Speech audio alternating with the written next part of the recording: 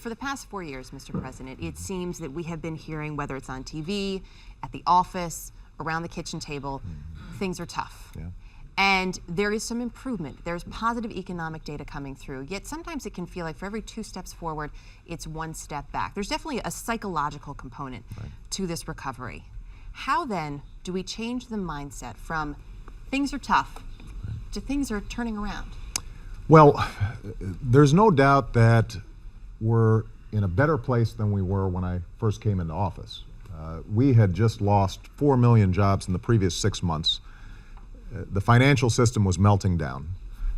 In the few months after I took office, we lost another 4 million jobs. So this was the worst recession since the Great Depression. And I think understandably, people still feel pretty bruised and battered from that recession.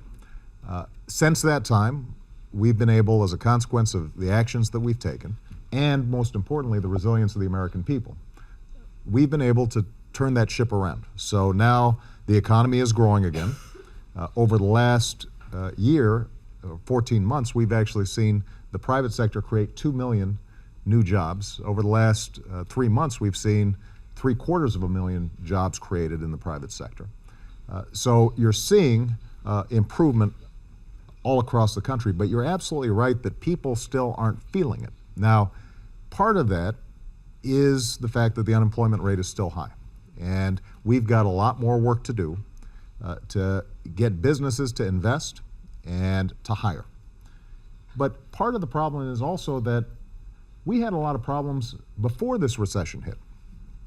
And I think a lot of folks are still anxious about the fact that even if they have a job, even if they're working really hard, that their wages haven't gone up, their incomes haven't gone up, but the costs of everything, from gas to groceries to healthcare to a college education, those have all gone up. And I think a lot of people just feel like the American dream, the core notion that if you work hard and you act responsibly, that you can pass on a better life to your kids and your grandkids, a lot of folks aren't feeling that anymore. And so that's why it's so important for us to focus not only on recovery from recession, but also dealing with some of those problems that existed before the recession so that middle-class families are able to see their incomes go up, their savings go up, they can retire with dignity and respect, they can send their kids to college, they can meet some of these rising costs.